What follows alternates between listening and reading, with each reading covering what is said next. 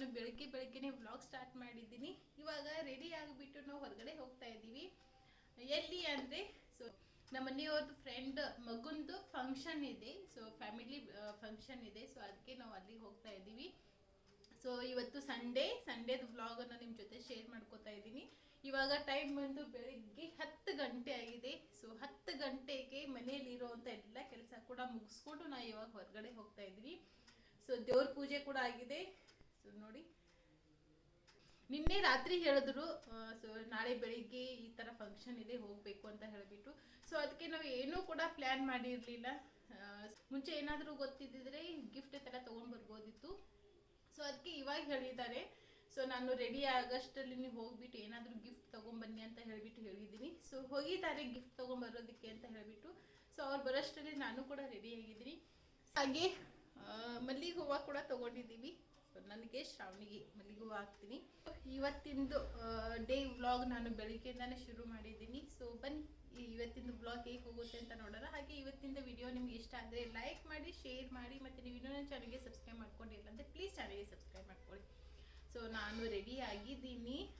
ಎಲ್ಲೋ top ಹಾಕ್ಕೊಂಡಿದ್ದೀನಿ ಮತ್ತು front ಇಷ್ಟು ಥರ ಡಿಸೈನ್ ಇದೆ, ನಿಮ್ಗೆ ಕಾಣಿಸ್ತಾ ಇರ್ಬೋದು. ಮತ್ತು ಇದು ವೇಲ್ ಬಂದುಬಿಟ್ಟು ನೋಡಿ ಈ ಥರ ಇದೆ. ಇದು ನನಗೆ ವೇಲ್ ತುಂಬಾ ಇಷ್ಟ ಆಯಿತು. ಸೊ ಹಾಗಾಗಿ ನಾನು ಈ ವೇಲ್ಗೋಸ್ಕರನೇ ಈ ಡ್ರೆಸ್ ಪರ್ಚೇಸ್ ಮಾಡಿದ್ದೀನಿ. ಬಾಂಧನಿ ಟೈಪ್ ಇದೆ ವೇಲ್. ಇದು ಎಲ್ಲ ಡ್ರೆಸ್ಸು ಕೂಡ ಮ್ಯಾಚ್ ಆಗುತ್ತೆ. ಸೊ ಇದನ್ನು ನಾನು ಊರಲ್ಲಿ ಇದ್ದೆ ಆವಾಗ ತೊಗೊಂಡಿದ್ದು. ಇಲ್ಲಿ ಬಂದು ನಾನು ಸ್ಟಿಚ್ ಮಾಡಿಸಿದ್ದೀನಿ. 3/4 ಸ್ಲೀವ್ಸ್ ಇಟ್ಬಿಟ್ಟು ಡ್ರೆಸ್ ಹೊಲಿಸಿದ್ದೀನಿ.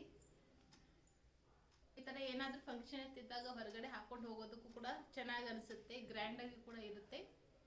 ಸೊ ಬನ್ನಿ ಇವತ್ತಿಂದು ಬ್ಲಾಗ್ ಹೇಗೆ ಹೋಗುತ್ತೆ ಅಂತ ನೋಡೋಣ. ಅಲ್ಲಾದರೆ ನಾನು ವಿಡಿಯೋ ಮಾಡ್ತೀನಿ, ಆಗಿಲ್ಲ ಅಂದರೆ ಮತ್ತೆ ಮನೆಗೆ ಬಂದ ಮೇಲೆ ಮತ್ತೆ ವಿಡಿಯೋ ಕಂಟಿನ್ಯೂ ಮಾಡ್ತೀನಿ. ಗಿಫ್ಟ್ ತೊಗೊಂಡು ಬಂದಿದ್ದಾರೆ. ಏನು ತೊಗೊಂಬಂದ್ರಿ ಪಿಲ್ಲು? ಬ್ರಾಹ್ಮಣರ ಕಪ್ ಮತ್ತು ಸ್ಪೂನ್ದಾಗ ಏನ್ರಿ ಹಾಕ್ತಾರಲ್ಲ, ಬೆಳ್ಳಿದ ಕಪ್ ಮತ್ತು ಸ್ಪೂನ್ ಚೆನ್ನಾಗಿದೆ. ಬತ್ತ ಕ್ಯಾಬ್ ಶ್ರಾವಣಿ ಡ್ರೆಸ್ ಅದು ಮೊದಲು ಕ್ಯಾನ್ಸಲ್ ಮಾಡಿ ಇದು ಹೌದಾ? ಸೊ ಇವಾಗ ರೆಡಿ ಆಗಿಬಿಟ್ಟು ಜಸ್ಟ್ ಬರೀ ಕ್ಯಾಬ್ಗೋಸ್ಕರ ವೇಟ್ ಮಾಡ್ತಾ ಇದ್ದೀವಿ. ಮಳೆ ಒಂದು ಇಲ್ಲ ಅಂದರೆ ಹಾಗೆ ಸ್ಕೂಟರ್ ಮೇಲೆ 4 ಜನ ಹೋಗ್ಬಿಡ್ತಾ ಇದ್ವಿ. ಸೊ ಇವಾಗ ಮಳೆ ಬರ್ತಾ ಇದೆ, ಹಾಗಾಗಿ ಕ್ಯಾಬ್ಗೋಸ್ಕರ ವೇಟ್ ಮಾಡ್ತಾ ಇದ್ದೀವಿ.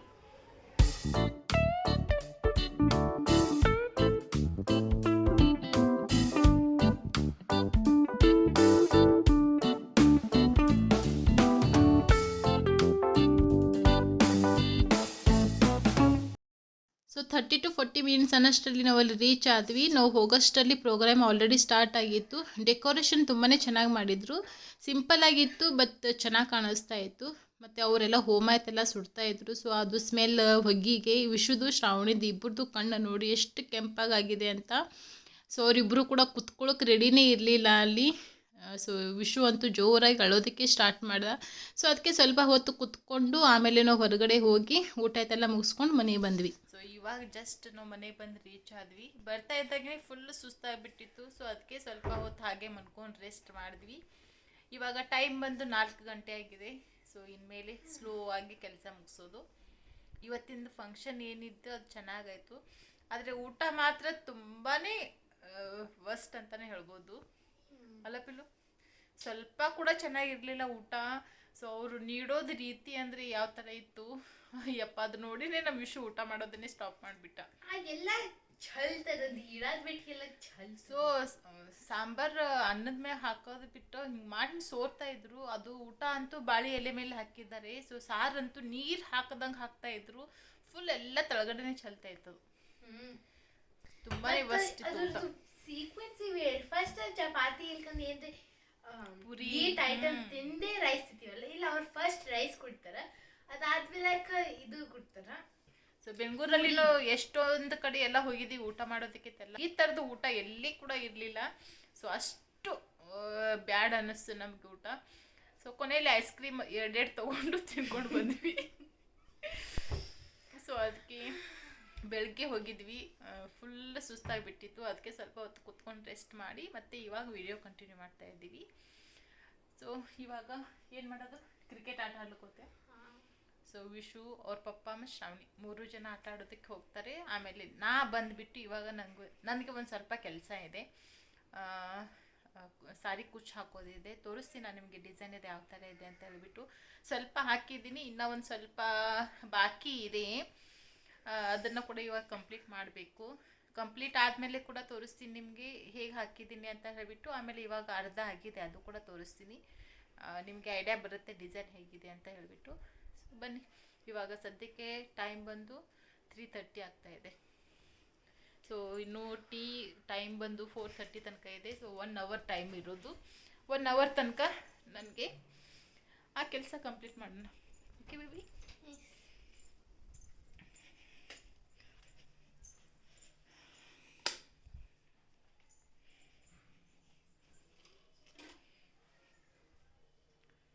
ಸೊ ನೋಡಿ, ಈ ಥರ ಇದೆ ಡಿಸೈನು. ಇದಕ್ಕೆ ನೆಕ್ಸ್ಟ್ ಸ್ಟೆಪ್ ಹಾಕಬೇಕು. ಇವಾಗ ಕುತ್ಕೊಂಡು ಇದ್ರದ್ದು ನೆಕ್ಸ್ಟ್ ಸ್ಟೆಪ್ ಏನಿದೆ ಅದನ್ನು ಹಾಕ್ತೀನಿ. ಆಮೇಲೆ ಕಂಪ್ಲೀಟ್ ಆದಮೇಲೆ ತೋರಿಸ್ತೀನಿ ನಿಮಗೆ ಇದು ಹೇಗಾಗಿದೆ ಅಂತ ಹೇಳ್ಬಿಟ್ಟು. ಸೊ ಇವಾಗ ಮಕ್ಕಳಿಗೆ ನಾನು ಪಾಸ್ತಾ ಮಾಡ್ತಾ ಇದ್ದೀನಿ, ಮತ್ತು ನಮಗೆ ಟೀ. ಸೊ ಇವಾಗ ಟೈಮ್ ಬಂದು ಸಂಜೆ 6 ಗಂಟೆ ಆಗ್ತಾ ಇದೆ.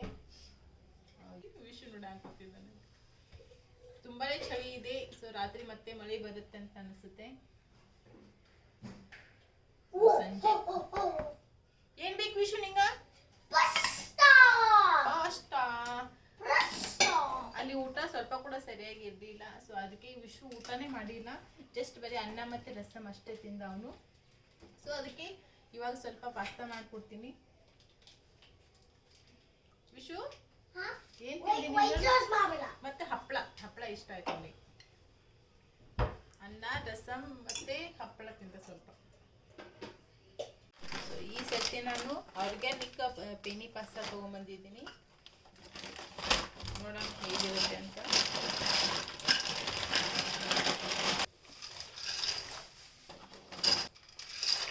ಸೊ ಈ ಮೆಜರ್ಮೆಂಟ್ ಕಪ್ಪಿಂತ ನಾನು 2 ಕಪ್ ಹಾಕಿದ್ರೆ ಸಾಕು, ಇಬ್ಬರಿಗೆ ಕೂಡ ಸಾಕಾಗುತ್ತೆ.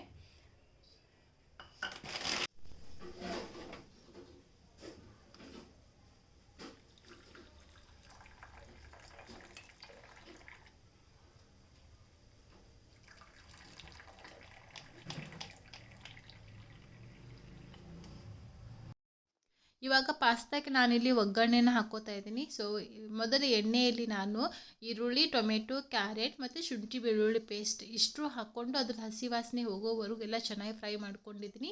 ಅದಾದ ನಂತರ ಒಂದು ಅರ್ಧ ಟೀ ಸ್ಪೂನಷ್ಟು ಅರಿಶಿನ, 1 ಟೇಬಲ್ ಸ್ಪೂನಷ್ಟು ಟೊಮೆಟೊ ಸಾಸ್, ಸ್ಪೈಸಿ ಟೊಮೆಟೊ ಸಾಸನ್ನು ಯೂಸ್ ಮಾಡಿದ್ದೀನಿ. ಮತ್ತು 1 ಟೀ ಸ್ಪೂನಷ್ಟು ಮಿಕ್ಸ್ ಹರ್ಬ್ಸ್, ಮತ್ತು ಅದ್ರ ಜೊತೆ 3ರಿಂದ 4 ಪ್ಯಾಕೆಟಷ್ಟು ನಾನಿಲ್ಲಿ ಮ್ಯಾಗಿ ಮಸಾಲ ಪ್ಯಾಕೆಟನ್ನು ಯೂಸ್ ಮಾಡಿದ್ದೀನಿ. ಸೊ ಅದು ಮ್ಯಾಗಿ ಮಸಾಲ ಪ್ಯಾಕೆಟ್ ಇಲ್ಲ ಅಂದರೆ ಸ್ಕಿಪ್ ಮಾಡ್ಕೊಳ್ಳಿ, ಜಸ್ಟ್ ಬರೀ ನೀವು ಟೊಮೆಟೊ ಸಾಸ್ ಹಾಕ್ಕೊಂಡ್ರೆ ಸಾಕು. ಅದನ್ನು ಹಾಕಿಬಿಟ್ಟು ಸ್ವಲ್ಪ ನೀರನ್ನು ಹಾಕಿ ಇವಾಗ ಬೇಯಿಸಿಟ್ಟಿರೋಂಥ ಪಾಸ್ತಾನ ಹಾಕ್ಕೊಂಡು ಇವಾಗ ಮಿಕ್ಸ್ ಮಾಡ್ಕೊಳ್ಳೋಣ. ಸೊ ಈ ಥರ ಮಿಕ್ಸ್ ಮಾಡ್ಕೋಬೇಕಾದ್ರೇ ಇದಕ್ಕೆ ನೀವು ರುಚಿಗೆ ತಕ್ಕಷ್ಟು ಉಪ್ಪು ಕೂಡ ಹಾಕ್ಕೊಳ್ಳಿ. ನೆನಪಿರಲಿ, ಪಾಸ್ತಾ ಬೇಯಿಸ್ಬೇಕಾದ್ರೂ ಕೂಡ ನಾವು ಉಪ್ಪು ಹಾಕ್ಕೊಂಡಿದ್ದೀವಿ. ಸೊ ಇವಾಗ ಉಪ್ಪು ಹಾಕ್ಕೋಬೇಕಾದ್ರೆ ನಿಮಗೆ ಟೇಸ್ಟಿಗೆ ಎಷ್ಟು ಬೇಕು ನೋಡ್ಕೊಂಡು ಹಾಕ್ಕೊಳ್ಳಿ. ಅದಾದ ನಂತರ ನಾನಿಲ್ಲಿ ಸ್ವಲ್ಪ ಚೀಸನ್ನು ಹಾಕ್ಕೊಂಡಿದ್ದೀನಿ. ನಾನು ಯೂಸ್ ಮಾಡಿರುವಂಥ ಚೀಸ್ ಬಂದುಬಿಟ್ಟು ಇಲ್ಲಿ ಮಾಜರೇಲಾ ಚೀಸ್ ಇದೆ. ಮಾಜರೇಲಾ ಚೀಸ್ ಇಲ್ಲ ಅಂದರೆ ಬೇರೆ ಯಾವುದಾದ್ರೂ ಚೀಸನ್ನು ನೀವು ಹಾಕ್ಕೋಬೋದು, ಇಲ್ಲಾಂದರೆ ಸ್ಕಿಪ್ ಮಾಡೋಂಗಿದ್ರೆ ಸ್ಕಿಪ್ ಕೂಡ ಮಾಡ್ಕೋಬೋದು. ನಾನಿಲ್ಲಿ ಚೀಸ್ ಬಂದುಬಿಟ್ಟು ಸ್ವಲ್ಪ ಹಾಕಿದ್ದೀನಿ. ಸೊ ಜಾಸ್ತಿ ಚೀಸ್ ಅಷ್ಟೊಂದು ಇಷ್ಟಪಡೋದಿಲ್ಲ. ಸೊ ಹಾಗಾಗಿ ಸ್ವಲ್ಪನ ಹಾಕ್ಕೊಂಡು ಒಂದು 5 ನಿಮಿಷ ಪ್ಲೇಟ್ ಇದನ್ನು ಕವರ್ ಮಾಡಿ ಅದಾದ ನಂತರ ಬಿಸಿ ಪಾಸ್ತಾನ ಸರ್ವ್ ಮಾಡಿ. ಅಕ್ಕ ಕೆಂಬಂದದ ಅಕ್ಕ ಜಾಸ್ತಿ ಬೇಡ.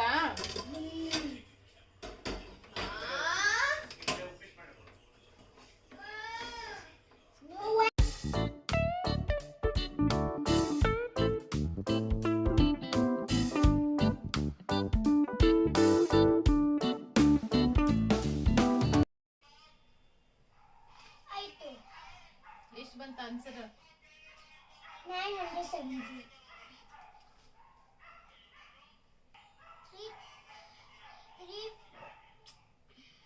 3 4 ಎಷ್ಟು?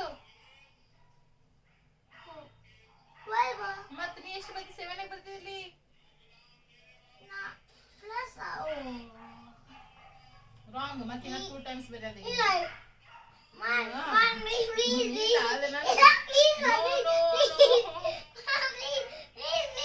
ಮಿಸ್ಟೇಕ್ ಮಾಡಿದೆ ಅಂದ್ರೆ ಅಷ್ಟೇ, ನೀನು ಪುಟ್ಟಿ ಬರ ತನಕ ಬಿಡಂಗಿಲ್ಲ ನಾನು.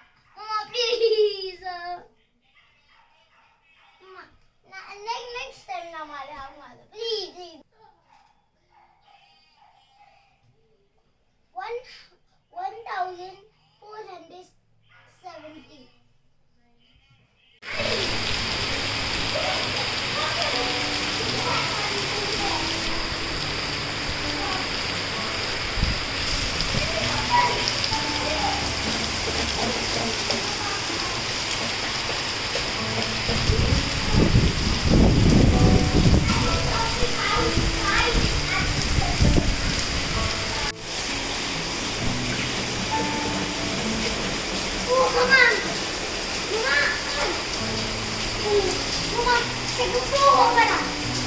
ಯಾಕ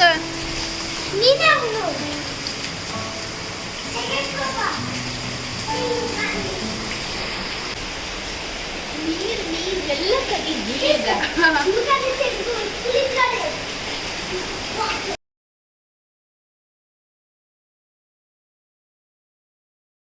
ಆಮೇಲೆ ಸಂಜೆ ಟೈಮಲ್ಲಿ ಮಾರ್ಕೆಟ್ಗೆ ಹೋಗಿಬಿಟ್ಟು ಫ್ರೆಶ್ ಆಗಿರೋವಂತಹ ಫ್ರೂಟ್ಸ್ ಎಲ್ಲ ತೊಗೊಂಡು ಬಂದ್ವಿ. ಸೊ ನನಗೆ ವಾರಕ್ಕೆ ಎಷ್ಟು ಫ್ರೂಟ್ಸ್ ಬೇಕು ಅಷ್ಟೆಲ್ಲ ನಾನು ಒಟ್ಟಿಗೆ ಒಂದೇ ಸತಿ ತೊಗೊಂಬರ್ತೀನಿ.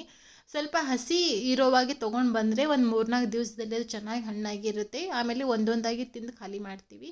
ಸೊ ದಿನ ಮಾರ್ಕೆಟ್ಗೆ ಹೋಗೋದು ತೊಗೊಂಬರೋದು ಆ ಥರ ಮಾಡೋದಿಲ್ಲ. ನಾನು ವಾರಕ್ಕೆ ಎಷ್ಟು ಬೇಕು ಅಷ್ಟೆಲ್ಲ ಒಟ್ಟಿಗೆ ಒಂದೇ ಸತಿ ತೊಗೊಂಬರ್ತೀನಿ.